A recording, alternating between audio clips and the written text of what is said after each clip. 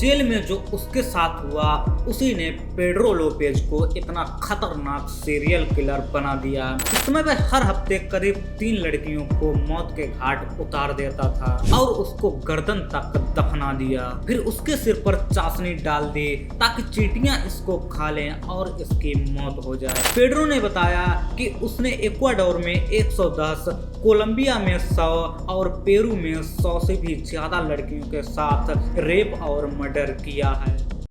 क्या आपने कभी सोचा है कि एक इंसान के अंदर कितनी क्रूरता और अंधकार हो सकता है? क्या ऐसा भी कोई शैतान हो सकता है जो हमारे ही बीच का एक इंसान हो और सैकड़ों जिंदगियों को निगल जाए? ये कोई फिक्शनल स्टोरी नहीं बल्कि एक सच्ची घटना है, एक ऐसी हकीकत जिसने पूरे साउथ अमेरिका को हिला दिया, एक ऐसा नाम जिसके बारे में सुनकर आपके रोंगटे खड़े हो जाएंगे, एक ऐसा खलनायक जो छोटी बच्चियों को ऐसी दर्दनाक मौत देता था जिसके बारे में सुनकर आपकी रूह कांप जाएगी। लेकिन सवाल उठता है कि क्या वह आज भी जिंदा है? आज हम आपको उस काली कहानी के बारे में बताने जा रहे हैं जहां मासूमियत का गला घोंट दिया गया, जहां न्याय बेबस था और वो सीरियल किलर मौत का दूसरा नाम बन चुका था। इसे मॉन्स्टर ऑफ एंडीज कहा जाता है।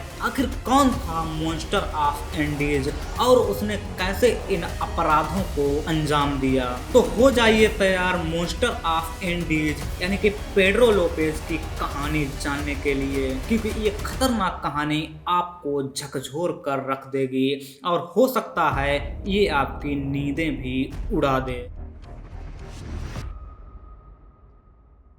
पेड्रो लोपेज 13 बच्चों में से 7वीं संतान था। उसका जन्म 1949 कोलंबिया में हुआ था और उसके जन्म के 6 महीने पहले ही उसके पिता की मृत्यु हो गई थी। उसकी माँ बहुत ही क्रूर थी, वह अपने बच्चों को हमेशा पीटती रहती थी। एक बार एक ऐसा इंसिडेंट हुआ कि उसकी माँ ने उसे घर से निकाल दिया था।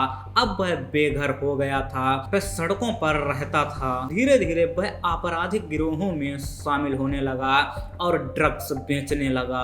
ड्रग्स बेचने वाले गिरोह छोटे छोटे बच्चों पर निर्भर होते थे और पेड्रो लोपेज उन्हीं में से एक था। जब वह 8 वर्ष का था तब एक व्यक्ति ने उसे खाना देने और उसको एक घर देने का वादा किया। पेड्रो को ये विश्वास नहीं हो रहा था कि उसके अच्छे दिन आने वाले हैं। वह व्यक्ति उसको किसी घर में नहीं बल्कि एक खाली इमारत में ले गया और उसके साथ अप्राकृतिक यौनाचार किया। इस दिन से पेड्रो लोपेज को अजनबियों से डर लगने लगा था। वह किसी भी अजनबी से बात नहीं करता था। वह पूरे दिन पता नहीं कहां कहां छिपा रहता था और रात में कूड़ेदानों में खाने की तलाश के लिए बाहर निकलता था। इसके बाद वह डोलमिया शहर छोड़कर राजधानी बोगोटा पहुंच जाता है। वहां वह पूरे दिन खाने की तलाश करता रहता था। एक बार एक अमेरिकन कपल की उस पर नजर पड़ती है। उसकी दुबली पतली हालत देखकर उनको उस पर दया आ जाती है। उन्होंने उसको गरम गरम खाना दिया और उसको उनके साथ रहने के लिए कहा। पेड्रो लोपेज इस समय बहुत खुश था और इसीलिए उसने हाँ बोल दिया। इसके साथ ही वह अमेरिकन कपल पेड्रो लोपेज की और भी मदद करना चाहते थे और इसीलिए उन्होंने उसका एडमिशन एक अनाथ स्कूल में करा दिया। 1963 में जब वह 12 साल का था तो उसके शिक्षक ने उसके साथ यौन उत्पीड़न किया। एक बार फिर से उसे अपना पिछला समय याद आ गया था। वह गुस्से से आग बबूला हो गया था और उसने स्कूल के ऑफिस से पैसे चुरा लिए और वहां से हमेशा के लिए भाग गया। वह वापस कोलंबिया आ गया था। वहां पर वह भीख मांगता, चोरी करता। 15 साल का होते होते वह कार चोरी करने लगा था। साल 1969 जब वह 18 साल का था तब वह एक कार चोरी में पकड़ा गया और उसको 7 साल की जेल हुई। और जेल में जो उसके साथ हुआ उसी ने पेड्रो लोपेज को इतना खतरनाक सीरियल किलर बना दिया। वह जेल में 2 दिन तक रहा। वहां जेल में 4 कैदियों ने उसके साथ सामूहिक बलात्कार किया। उसने जेल से एक चाकू चुरा लिया और अगले 2 हफ्तों में उसने अपना बदला पूरा किया।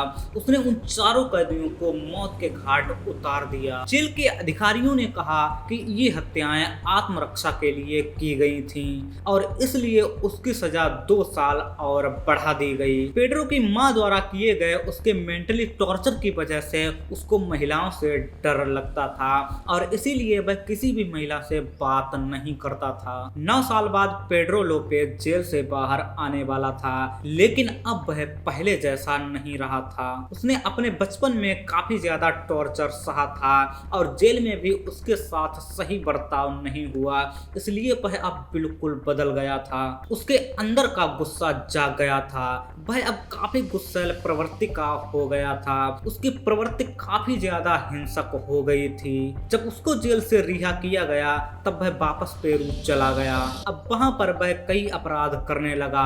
वहाँ पर वह लड़कियों की किडनैपिंग, उनके साथ रेप और बाद में मर्डर करने लगा। इस समय वह हर हफ्ते करीब 3 लड़कियों को मौत के घाट उतार देता था। उसकी टारगेट 9 से 12 वर्ष की लड़कियां होती थीं। जब इसके बारे में उससे पूछा गया तब उसने बताया कि उसने बहुत कम उम्र में ही अपनी मासूमियत खो दी थी और इसीलिए उसने निश्चय किया कि जितना संभव हो सके वह उतनी लड़कियों के साथ ऐसा करेगा। वह अपने अपराध को कुछ इस तरह से अंजाम देता था। सबसे पहले वह जिस भी लड़की को अपना टारगेट बनाता था, पहले वह उसका पीछा करता था।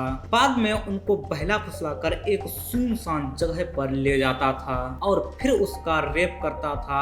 इसके बाद उसको गला घोंट कर मार देता था। उसने बताया कि वह सूर्योदय से पहले उनके साथ बलात्कार करता था। जैसे ही सूरज की रोशनी आती थी वह उनका गला घोंटकर उनको मौत के घाट उतार देता था। और हैरानी की बात तो ये है कि बड़ी चालाकी से वह पुलिस से बच जाता था। जब पुलिस ने उसे पकड़ा था तब उसने बताया कि पेरू में उसने करीब 100 लड़कियों के साथ ऐसा किया था, लेकिन एक बार जब वह जनजाति की एक लड़की को अपना निशाना बना रहा था तब वहाँ के लोगों ने उसको पकड़ लिया। उन्होंने उसको बहुत पीटा और उसको गर्दन तक दफना दिया। फिर उसके सिर पर चाशनी डाल दी ताकि चींटियां इसको खा लें और इसकी मौत हो जाए। लेकिन तभी वहाँ एक अमेरिकी महिला आई।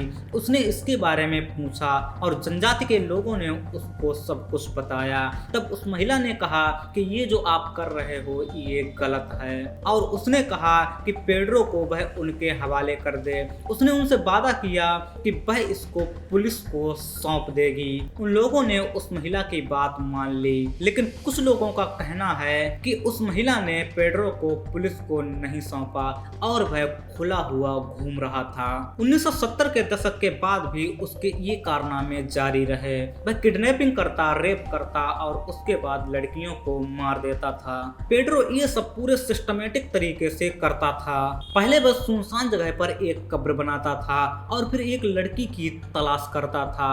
उसको बहला फुसलाकर गिफ्ट देकर वह अपने साथ ले जाता था। और ध्यान देने वाली बात यह है कि ये सभी लड़कियां 8 से 12 साल की होती थीं। वह उनको रात में कभी नहीं मारता था। रात में उनके साथ कई बार रेप करता था। उसका कहना था कि वह रात में इनको इसलिए नहीं मारता क्योंकि वह रात के अंधेरे में उनकी आंखें नहीं देख पाएगा और सूरज उगते ही उनका गला घोंट देता था।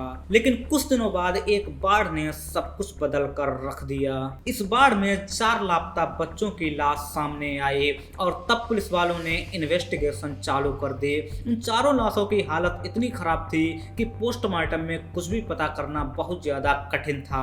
कुछ दिनों बाद काबी राना पोवेदा नाम की एक महिला अपनी 12 साल की बच्ची के साथ बाजार कुछ खरीदने गई थी। तभी एक वहां पुरुष आता है और उस लड़की को किडनैप करने की कोशिश करता है। वह महिला वहां पर चिल्लाने लगती है और तभी दुकानदार आते हैं उसकी मदद के लिए और वे पेड्रो को पकड़ लेते हैं। उन दुकानदारों ने पेड्रो को पकड़कर पुलिस के हवाले कर दिया। जब पुलिस ने पेड्रो को पकड़ा तब वह बड़बड़ा रहा था। पुलिस वालों को लग रहा था कि ये कोई पागल है। पहले तो पुलिस वालों ने उसको सीरियसली नहीं लिया, लेकिन जब उसने बताया कि वह इक्वाडोर का नहीं बल्कि कोलंबियाई है तब पुलिस वालों ने उसको सीरियसली लेना शुरू किया। पुलिस वालों ने उसकी पिटाई की और उससे पूछताछ की और पुलिस वालों ने उस पर आरोप लगाया कि वह एक ऐसे ग्रुप का हिस्सा है जिसके द्वारा लड़कियों की किडनैपिंग की जाती है। पेड्रो इस पर बिल्कुल चुप था और वह कुछ बोल नहीं रहा था, इसीलिए पुलिस वालों ने उसको काल कोठरी में डाल दिया। जेल के अधिकारियों ने उसके साथ एक चाल चले। उन्होंने एक स्थानीय पादरी फादर कार्डोबा गुडिनो को जेल के कपड़े कपड़े पहना दिए और पेड्रो के साथ काल कोठरी में भेज दिया। फादर गुडिनो ने पेड्रो का विश्वास जीत लिया और उसने अपराधों के बारे में सब कुछ बता दिया। लेकिन जब फादर ने उनके इन अपराधों के बारे में सुना तब वे सन्न रह गए और उसको सहन नहीं कर सके। पेड्रो ने बताया कि उसने इक्वाडोर में 110, कोलंबिया में 100 और पेरू में 100 से भी ज्यादा लड़कियों के साथ रेप और मर्डर किया है। पूछने पर उसने बताया कि वह पूरे दिन बाजार में लड़कियों की तलाश करता था। उसके बाद वह उनको सुनसान जगह पर ले जाता था और वहां पर रेप के बाद उनको गला घोंट कर मार देता था। वह उन्हीं लड़कियों को अपना शिकार बनाता था जो काफी ज्यादा सीधी और सरल होती थीं। पहले पुलिस वाले इसको बहुत ज्यादा साधारण समझ रहे थे, लेकिन पेड्रो बहुत बड़ा सीरियल किलर निकला। उसने ये भी बताया कि वह लड़कियों की डेड बॉडी के साथ चाय पार्टी रखता था और उनकी डेड बॉडी के साथ रेप भी करता था। जब ये सब बातें जनता के सामने आई थी तो वे काफी ज्यादा भयभीत और हैरान हो गए थे। अब पेड्रो लोपेज पुलिस वालों को उस जगह पर ले गया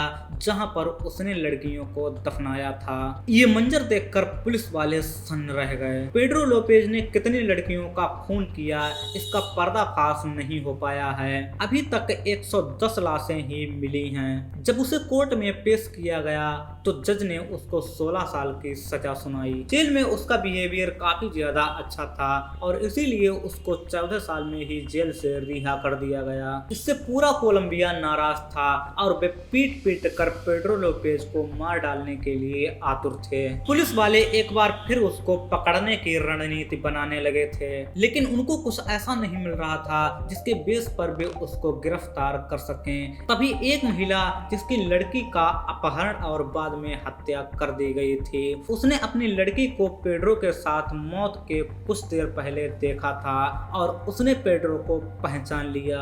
उसने पुलिस को इन्फॉर्म किया और पुलिस ने पेड्रो को गिरफ्तार कर लिया। पेड्रो की किस्मत बहुत अच्छी थी। पेड्रो की किस्मत हमेशा उसका साथ देती थी। वह जेल से कई बार भागा लेकिन बाद में पकड़ा गया। जब उसे कोर्ट में पेश किया गया तो उसकी मानसिक जांच की गई और किस्मत ने एक बार फिर उसका साथ दिया। इस बार पेड्रो को पागल घोषित कर दिया गया था और जेल की बजाय उसको एक मानसिक अस्पताल में भेज दिया गया।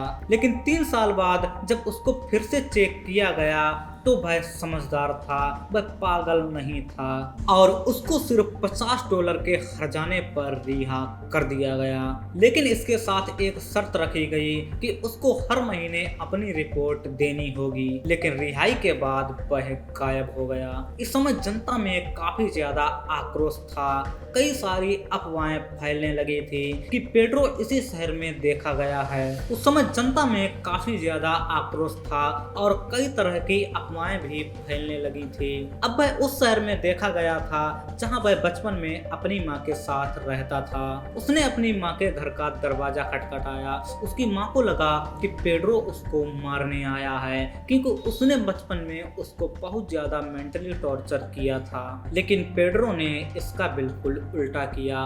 उसने उसकी माँ से आशीर्वाद देने को कहा और उसकी विरासत में हिस्सा भी मांगा। पेड्रो ने बताया कि उसके पास पैसे नहीं हैं और तब उसकी माँ ने उसको कुछ वस्तुएं दी जिनको बेचकर उसके पास पैसा हो गया और उस दिन से वह किसी को भी नहीं दिखा। लेकिन कुछ लोगों का कहना है कि अब भी वह जिंदा है। पेड्रो काफी ज्यादा शातिर और बेरहम सीरियल किलर था। लेकिन कुछ लोगों का कहना है कि जब पुलिस वालों ने एक बार फिर उस पर इनाम रखा तो उसके ही कुछ रिश्तेदारों ने उसको मार दिया।